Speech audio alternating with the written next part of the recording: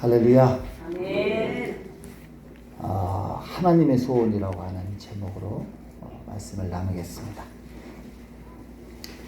어떤 사람이 교회에 기도하러 들어갔습니다. 그런데 먼저 들어가서 기도하고 있는 분이 계셨어요. 하나님 아버지, 10만 원만 주세요. 10만 원만 주세요.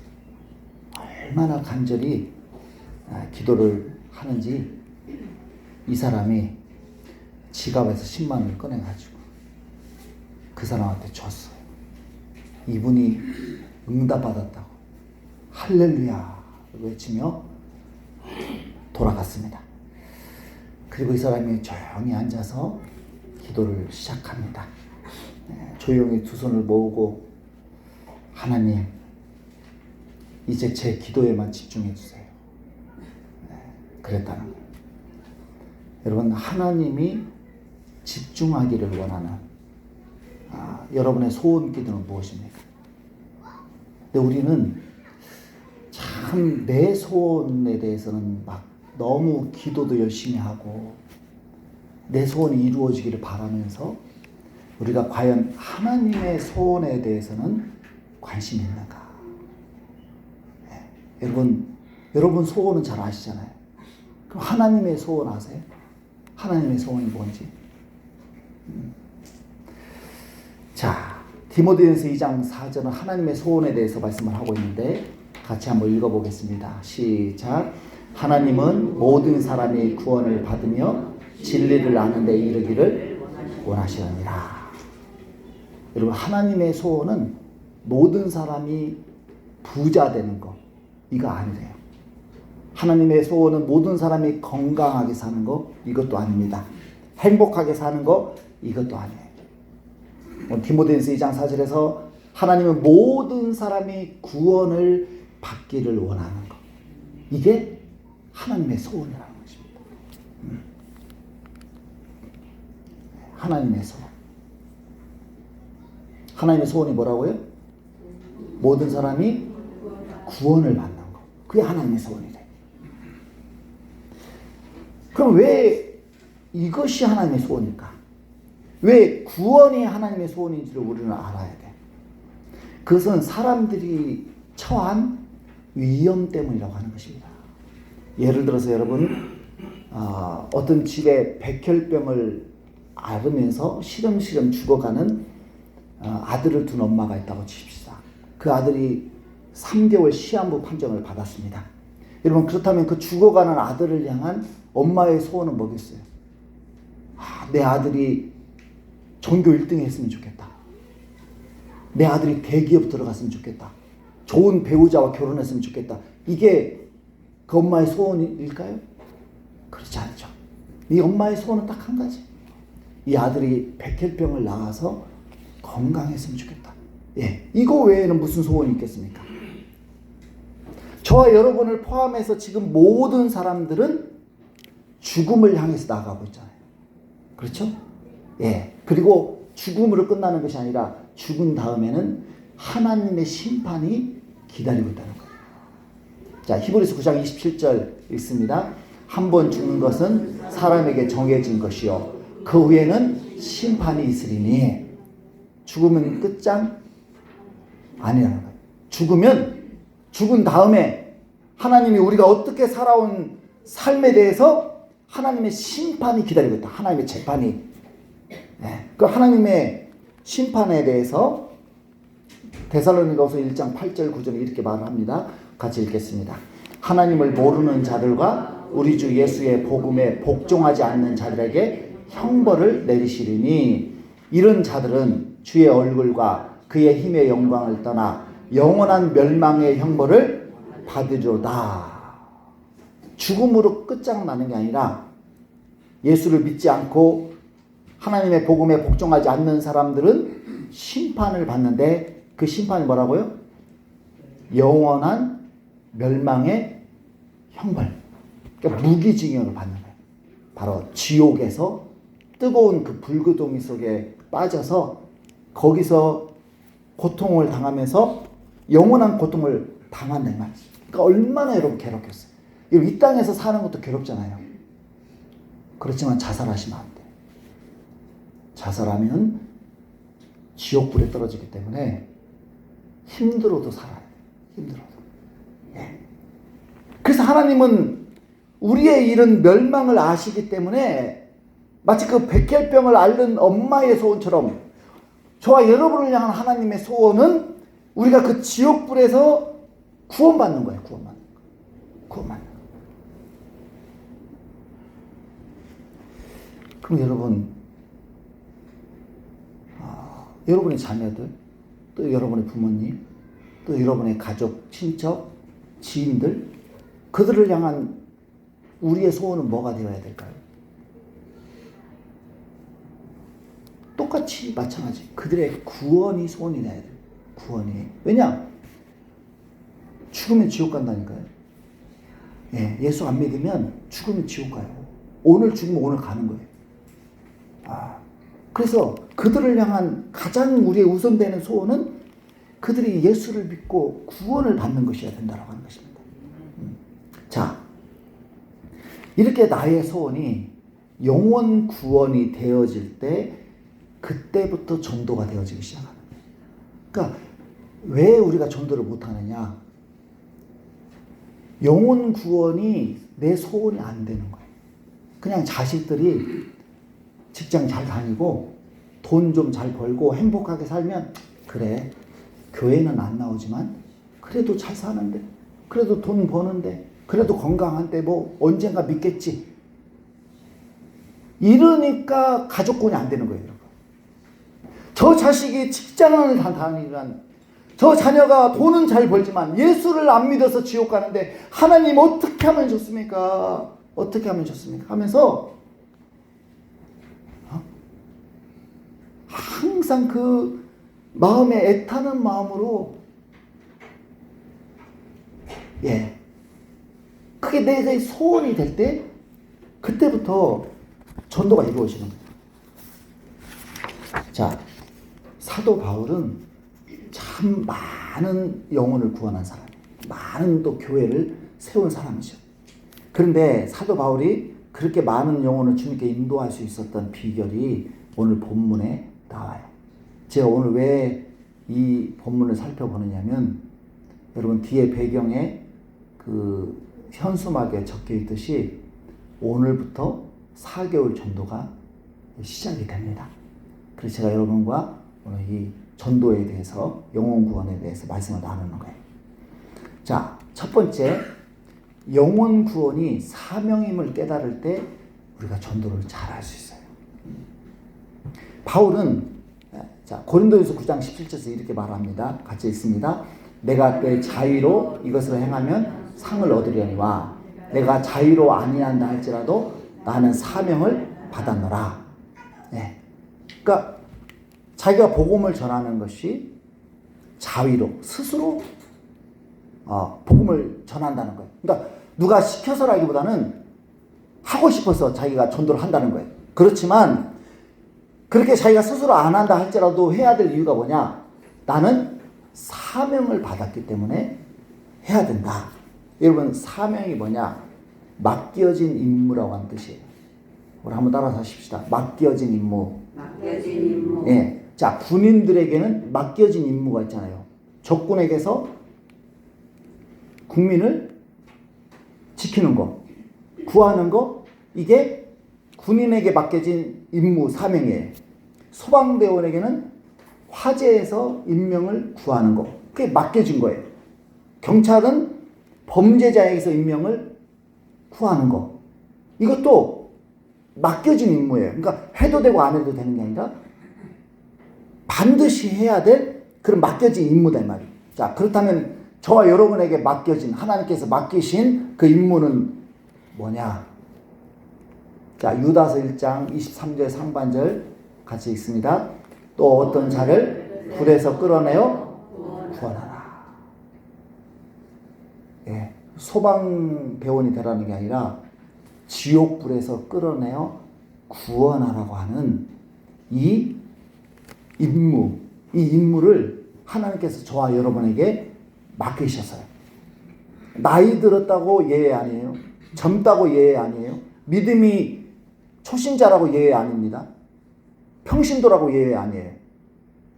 예수를 믿는 모든 사람들에게는 다 이 임무가 맡겨진 거예요. 맡겨진 거예요. 그 몇 년 전 뉴스에 외국의 한 여성이 이제 휴무기간에 경찰이에요. 식당에서 식사를 하다가 범죄를 저지르고 도망가는 범인을 밥 먹다가 제압했다는 그 소식이 나왔습니다. 가끔 그런 소식들 들리죠. 여러분, 경찰은요, 휴무 기간에도 경찰이에요. 휴무 기간에 경찰 아닌가요? 나 휴가 기간이니까 범인이 막 난리를 쳐도 나와 상관없는 게 아니잖아요. 경찰은 그가 어디에 있든지, 그가 휴무 기간이든지 그렇지 아니하든지, 시민의 생명을 지키는 임무를 24시간 감당을 해야 되는 거예요. 마찬가지로 우리 그리스도인은 복음을 전하는 임무를 맡았기 때문에 누구를 만나든지, 그 사람을 무슨 목적으로 만나든지 우리의 우선된 일은 뭐냐? 그에게 복음을 전하는 거예요. 비록 비즈니스로 만나든 무슨 놀러 가기 위해서 만나든 무슨 목적으로 만나든 우리의 일차적인 하나님이 우리에게 주신 임무는 복음을 전하고 그 영혼을 전도하는 게 임무다 이 말이에요. 맡겨진 임무. 맡겨진 임무. 자, 만약 우리가 이 사명을 소홀히 하면 어떻게 될까요? 자, 고린도전서 9장 16절 읽습니다. 내가 복음을 전할지라도 자랑할 것이 없으면 내가 부득불 할림이라. 만일 복음을 전하지 아니하면 내게 화가 있을 것이로다. 여러분, 군인이 침투하는 적을 물리치는 것, 이거 자랑할 일이 아니에요. 그냥 해야 되는 거 한 것뿐이에요. 그렇죠? 여러분, 소방사가 화재 현장에서 불 끄는 거, 이거 당연한 일이에요. 해야 될 일이에요. 경찰이 범죄 현장에서 범인 잡는 거, 내가 범인 잡았다고 자랑할 일이 아니에요. 물론 정말 그 귀중한 일을 하셨어요. 칭찬받아야 마땅하지만 그게 맡겨진 일이기 때문에 그 자랑할 일이 안 된다 이 말이에요. 그냥 해야 될 일인 거예요. 마찬가지로 바울은 자신이 열심히 복음을 전하는 것 또한 나 자랑할 게 못 된다. 왜냐? 하나님이 내게 맡기신 일을 하는 건데 그게 뭔 자랑할 것이냐. 마땅할 일, 마땅하게 해야 할 일 한 것뿐이다. 이런 만약에 건물에 불이 났어요. 그런데 소방사가 강 건너 불구경 하듯이 그렇게 그냥 구경만 하고 있다면 여러분 어떻게 되겠습니까? 직무유기로 징계를 당하는 거. 경찰이 시민을 흉기로 위협하는 범인을 보고도 잡지 않는다면 그는 반드시 징계를 당합니다. 마찬가지로 우리가 복음을 전하는 임무를 맡았는데 그 일을 안 한다. 그러면 화가 있다. 하나님의 징계를 당한다라고 경고를 하고 있어요. 부산 그 세계로 교회가 있는데 시골교회. 근데 참 어마어마하게 부흥을 했죠. 근데 그 교회 목사님이 쓰신 책에 이런 내용이 있어요. 그 교회에서 일어난 일이. 그 교회에서 어느 날 권사 임직식을 했습니다. 그 목사님이 권사 임직을 새로 받은 분들에게 이제 권사님이 되셨으니까 새벽 기도도 의무적으로 이제 나오시고 또 전도도 의무적으로 하셔야 됩니다. 라고 권면을 하셨어요.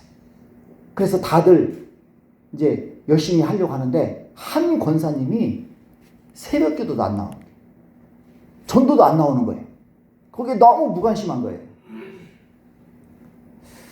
그래서 목사님 그 권사님을 몇 번 불러가지고 권면을 했어요. 그럴 때마다 권사님은 목사님 죄송해요. 너무 바빠서.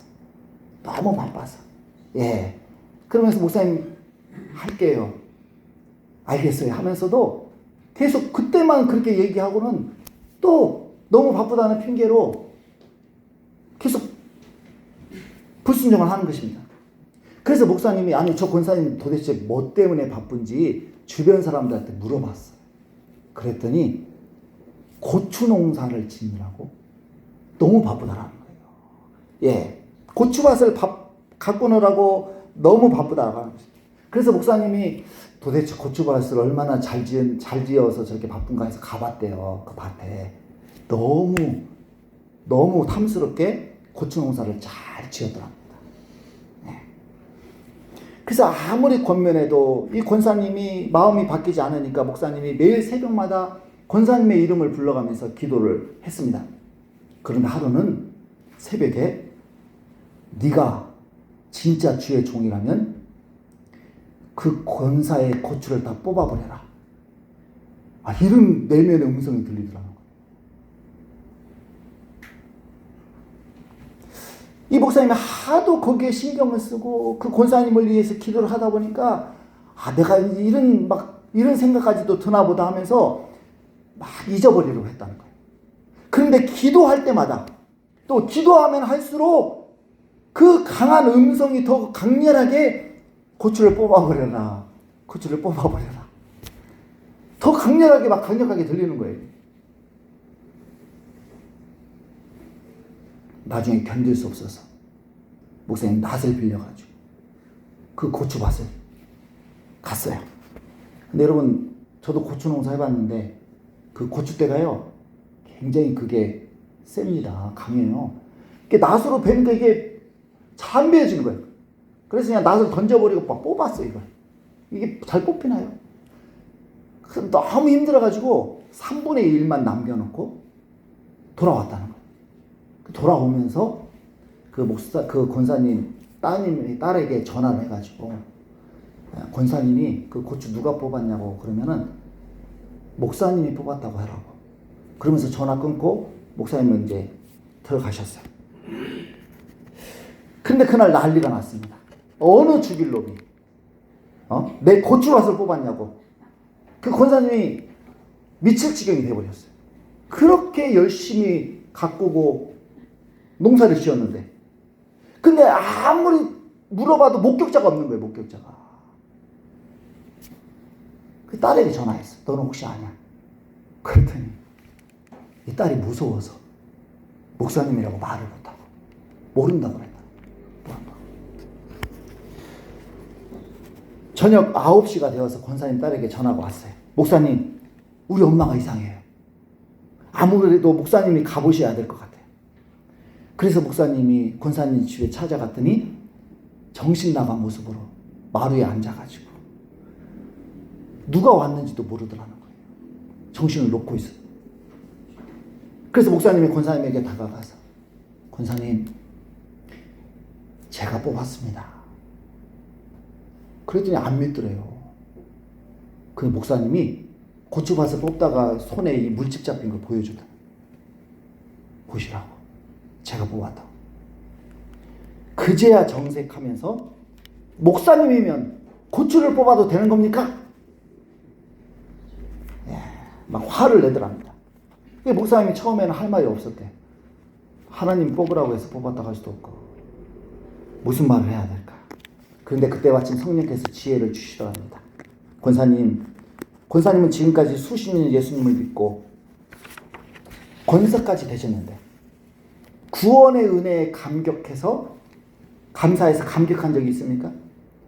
주님은 모든 족속을 제자 삼고 온 천하에 다니며 복음을 전하라고 하셨는데 그 말씀을 생각하고 지킨 적이 있습니까? 권사님은 지금 고추밭 때문에 심장이 떨리고 치가 떨려서 말을 못한다고 하시는데 예수 믿고 너무 좋아서 오늘처럼 심장이 떨린 적이 있습니까? 권사님이 가만히 눈을 감고 한참 있더니 글쎄 목사님 앞에 무릎을 꿇더라고요. 목사님, 제가 너무 잘못했습니다. 이 고추가 뭐라고 여기에 이렇게 온갖 정성을 쏟았는지 모르겠습니다. 그 목사님, 이 권사님이 회개를 하더라고요. 그래서 목사님께서 권사님을 간절히 위로해드리고 집으로 돌아왔습니다. 그날부터 권사님이 달라지셨어요. 그 다음날 새벽에 바로 새벽 기도를 나오신 거예요. 근데 혼자 나오신 게 아니라 초신자가 따라 나왔어요. 그래서 목사님이 너무 대견해가지고 이 나중에 이 초신자한테 아니 어떻게 이 힘든 새벽 기도를 나오셨냐고 그렇게 물었답니다. 그랬더니 초신자 하는 말이 목사님 저도 그 권사님 반 옆에다가 고추를 심었어요. 지금 안 웃는 분들은 지금 뭔 얘기를 하는지 모르는. 자기 고추도 뽑힐까봐 지금 새벽기도를 나왔다는 거예요. 아니 근데 이게 뭐 지어낸 게 아니라 실제예요. 실제. 여러분이 애지중지하는 고추밭은 뭡니까? 우리가 영혼 구원에 무관심한 채 하나님이 내게 맡기신 임무에 무관심한 채 고추밭만 애지중지한다면 조심하십시오. 뽑힐 수 있어요. 뽑힐 수 있습니다. 그래서 권사님은 몸이 불편하세요. 자녀들이 사준 전동 휠체어를 타고 다니셨는데 식혜를 만들어가지고 1.5리터 그 페트병에다 담아가지고 만나는 사람들마다 그 식혜를 나눠주면서 전도를 한 거예요. 예. 아니 이걸 왜 줘? 그러면 한 번만 교회 나와봐. 나 따라서 한 번만 교회 가자. 그러면서 전도를 했다는 거예요. 이분은 평상시에 자기는 전도의 은사가 없고 전도는 젊은 사람이나 사업가나 하는 것이지 나처럼 늙은이가 나처럼 이렇게 걷지도 잘 못하는 사람이 무슨 전도를 해 하면서 그렇게 얘기를 하셨었는데 고추가 뽑히는 그 화를 당하시고 나서 이분이 막 전도를 했더니 3개월 만에 12명을 전도를 했다는 거예요. 3개월 만에. 여러분, 저와 여러분에게 하나님은 전도의 임무를 맡기셨어요. 경찰에게 경찰의 임무를 맡기고 소방대에게 불 끄는 임무를 맡기고 군인들에게 나라를 지킬 임무를 맡겼듯이 저와 여러분에게는 영혼을 구원하는 임무를 하나님이 맡기신 거예요. 근데 그걸 우리가 소홀히 하고 다른 사람한테 미루고 무관심하면 화를 당한다고 분명히 경고를 하고 있습니다. 그래서 저와 여러분 힘드셔도 이 전도하는 일들을 우리가 내 형편에 맞게 내 수준에 맞게 어쨌든 우리가 최선을 다하셔야 돼요. 자, 두 번째, 전도 대상자의 종이 될 때 전도를 잘 할 수 있어요. 자, 고린도전서 9장 19절 읽겠습니다. 내가 모든 사람에게서 자유로우나 스스로 모든 사람에게 종이 된 것은 더 많은 사람을 얻고자 함이라. 바울은 노예가 아니었어요. 그렇지만 그는 스스로 모든 사람의 노예처럼 되었다라고 고백을 합니다. 그 이유가 뭐냐? 더 많은 사람을 구원하기 위해서다. 여러분, 전도는요, 기도만 한다고 되는 게 아니에요. 여러분, 기도 많이 하시잖아요. 하나님, 자녀 구원해 주세요. 부모님 구원해 주세요. 우리 직장에 누구 구원해 주세요. 우리가 전도 대상자도 없고 기도는 많이 하지만 그 기도 응답이 잘 안 돼요. 그러잖아요. 이 전도는 기도만 많이 한다고 되는 게 아니에요. 전도 대상자의 종이 되어서 우리가 그들을 섬길 때 전도 대상자가 감동을 받고 주님께 돌아오는 거예요. 18세기 모라비안 교도들이라고 굉장히 믿음 좋은 분들이 계셨는데 이분들이 보니까 해마다 10만 명의 아프리카 흑인들이 유럽의 대지주류에 팔려가지고 노예로 팔려가지고 사탕수수 밭에서 일을 하는 거예요. 10만 명이나 되는 그 흑인들이. 그래서 이 모라비안 교도들이 생각하기를 그들을 전도할 수 있는 방법은 단 하나다. 그들처럼 노예가 돼가지고 사탕수수밭에 들어가는 것이다. 그래가지고요, 이 모라비안 교도들이 스스로 노예가 돼서 그 사탕수수밭에 들어가서 노예처럼 일을 하면서 그 흑인들을 많이 전도를 했다는 것입니다. 바울이 많은 영혼들을 구원할 수 있었던 것은 그렇게 전도 대상자의 종이 되어서 하나님처럼 섬겼기 때문에. 자, 고린도전서 9장 22절 읽겠습니다. 약한 자들에게 내가 약한 자와 같이 된 것은 약한 자들을 얻고자 함이요, 내가 여러 사람에게 여러 모습이 된 것은 아무쪼록 몇 사람이라도 구원하고자 함이니. 이 사람에게는 이 사람에게밖에, 가난한 사람에게는 가난한 사람에게밖에. 여러분, 부자가 가난한 사람 전도하면요, 예수 안 믿으려고 그래요. 너는 부자니까 예수 믿지, 복 받았으니까 예수 믿지. 안 믿으려고 한다니까. 그래서 가난한 사람에게 접근할 때는 좀 이렇게 좀 서민적으로 옷도 입고 말도 좀 고급스러운 말 쓰지 말고 서민들이 쓰는 말 쓰면서 이렇게 내 전도 대상자의 수준에 맞게 접근을 해야 되는 거예요.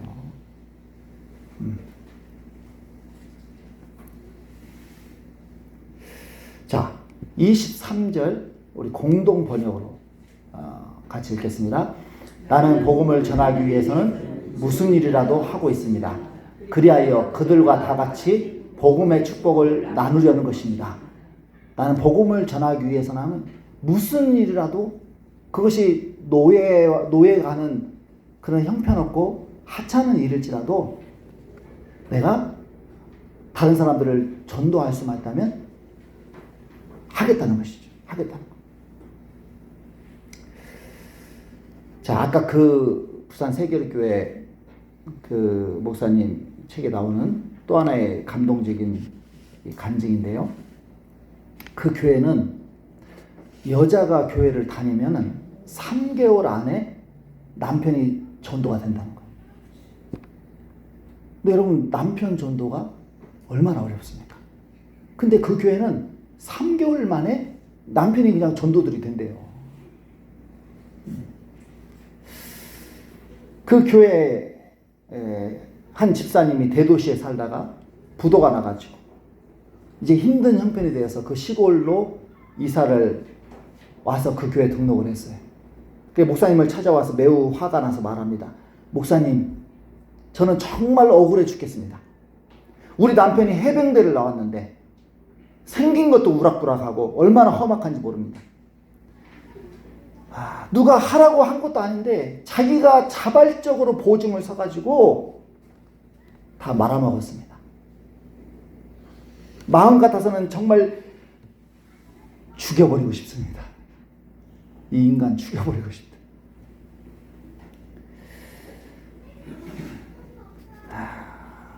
그 목사님이 그래도 남편 전도해야 하지 않겠냐 하면서 권면을 했습니다. 목사님, 이 사람은요 10년이 지나도 예수 믿을 것 같지 않아요. 절대 믿을 사람이 아닙니다.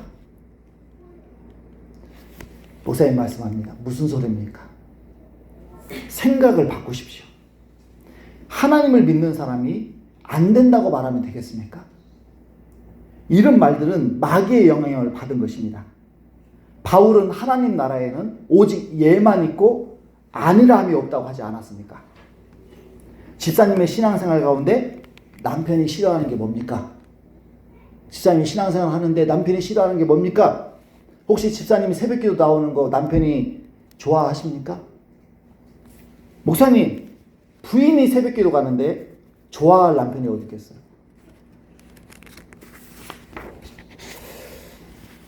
그래도 제가 꾸준히 새벽기도 나갔더니 지금은 말이 없습니다. 그 목사님이 말해요. 집사님, 남편이 싫어한다면 내일부터 새벽기도 나오지 마세요. 아니, 새벽기도를 나오지 말라는 목사님이 어디 있습니까? 그러자 목사님 반문을 합니다. 집사님, 새벽기도 오셔서 기도하는 제목이 뭐예요? 그 왜 남편 가족도 예수 믿게 해달라는 거죠. 목사님이 말합니다. 남편이 싫어한다면서요. 새벽기도 내일부터 나오지 마시고 남편과 함께 주무세요. 생각해 보십시오. 제가 불신자 남편이라면 저라도 부인이 새벽만 되면 옷 갈아입고 교회 간다고 나서면 좋지 않을 것 같습니다. 그러니 새벽교회도 오지 말고 대신에 성심성의껏 남편의 출근을 도우십시오. 그리고 남편이 출근한 다음에 교회에 와서 기도하세요. 혹시 남편이 왜 새벽기도를 가지 않느냐고 물으면 우리 목사님이 남편을 하나님처럼 섬겨야 하니까 남편이 싫어하는 것은 절대로 하지 말라고 했어요 라고 말하십시오. 그리고 제가 보니까 집사님 마음에는 증오가 가득 차 있습니다. 이렇게 증오심으로 살아간다면 10년이 지나도 고생만 하고 남편은 도무지 변하지 않을 것입니다. 그러니 10년 고생할 것을 딱 6개월만 고생하기로 작정하십시오. 그렇게 못하겠으면 병원의 간병인으로 일한다고 생각해 보세요. 간병인들은 적은 돈을 받고도 그 모르는 사람들 배설물까지 받아내는 못할 짓을 하지 않습니까? 돈을 위해서도 못할 것이 뭐가 있겠습니까? 남편을 간병한다고 생각하고 하나님처럼 섬기십시오. 집에 오면 발도 씻어주고 안마도 해주면서 고생했다고 칭찬도 해주십시오. 그리고 날마다 노트에 남편에게 어떻게 했는지 적어가지고 오세요. 적어가지고 오세요. 그렇게 하실 수 있겠습니까? 그러니까 이 부인이 목사님 한번 해볼게요 하면서 집으로 돌아갔다라고 하는 거예요. 여러분 남편이 얼마 만에 교회 나왔을까요? 10년이 돼도 내 남편은 10년이 돼도 교회 나올 인간이 아니라고 했던 그 남편이 한 달 만에 나왔다. 한 달 만에. 그러니까 여러분 우리가요 가족 구원을 위해서 기도하면서 가족들이 싫어하는 행동을 하면 예수 믿고 싶겠어요? 믿고 싶겠냐고요? 그래서 우리가 참 그 가족 이게 가족 구원을 가장 막는 사람들이 누구냐? 죄송하지만 예수 믿는 사람이에요. 예수 믿는 부모가 자녀의 구원을 막아요. 예수 믿는 아내가 남편의 구원을 막고 있는 거예요. 근데 우리는 자꾸 하나님 탓을 해요. 하나님 제가 이렇게 기도하는데 왜 우리 가족 구원 안 이루어주세요? 여러분 하나님은 구원해주고 싶어 하시는데 내가 막고 있는 거예요. 내가 그 가족들에게 본이 안 되고 있다는 본이. 그래서 저 사람이 예수 믿더니 달라졌네. 교회 다니더니 바뀌었네. 이런 모습들을 우리가 보여줄 때 그 안 믿는 가족 불신자가 나의 변화된 모습을 보고 하나님이 정말 계실지도 모르겠구나. 여러분 오늘 우리 재태희 집사님이 나오셨는데 며칠 전에 저한테 전화가 오셔가지고 우리 남편이 달라졌다고. 우리 남편이 달라졌다. 그래서 제가 얼마나 달라졌냐고 그랬더니 아침에 일찍 일어나서 1시간씩 성경을 본대요. 우리 어중현 성도님이 지금 이제 한 거의 3개월 돼 가시죠. 교회 다니신 지. 그리고 집안일을 다 해준다는 거예요. 집안일을. 남편이 우리 집사님이 일하시잖아요. 그러니까 그래서 제가 그럼 전에는 누가 집안일 했어요? 그러니까, 제가 했죠. 전에 제가 다 했는데, 지금은 남편이 다 해준다는 거예요, 집안일. 그래서 그래서 제가 남편 바뀌시니까 좋죠. 그러니까. 좋죠. 우리 집사님이 얼굴이 좀 피셨어. 피셨어. 예. 그러니까 여러분, 달라지셔야 되는 거예요. 달라지셔야 돼요. 그러니까 저도 제가 집안일 많이 합니다. 예, 뭐 설거지는 거의 제 담당이고요. 음식물 쓰레기 버리는 거, 재활용 버리는 거. 우리 사모는 음식물 버려본 적이 없어요. 제가 다 버리고, 청소하고.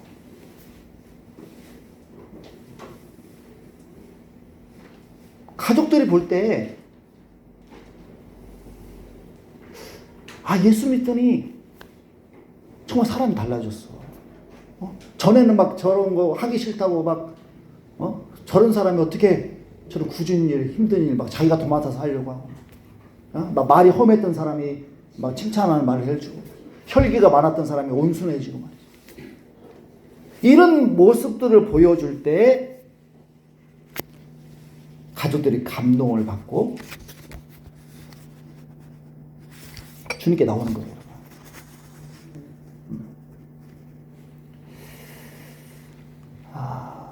바라기는 여러분, 우리가 이 오늘 배운 두 가지, 전도는 주님이 내게 맡겨주신 임무이기 때문에 경찰이 그 일 해야 되고 소방사가 그 일 해야 되듯이 저와 여러분은 그 일 안 하고는 안 되는 거예요. 주님이 심판대 앞에 섰을 때 물어볼 거예요. 너 몇 사람 전도했냐? 물어볼 거라니까요. 그래서 우리가 전도를 하셔야 되는데, 기도만 한다고 해서 전도가 되는 게 아니에요. 기도도 해야 돼요. 영혼 구원, 전도 대상자를 놓고 기도도 해야 되지만, 섬기셔야 돼요. 그 사람에게 뭐가 필요한지, 뭘 도와줘야 될지, 뭐 반찬도 좀 갖다 주기도 하고, 함께 시장도 좀 같이 보고, 밥도 같이 먹고, 또 가족이라면, 아까 그 집사님 하셨던 것처럼 그렇게 이렇게 우리가 섬기는 그런 일들을 할 때, 그때 그 모습에 감동이 돼서 주님께 돌아온다. 그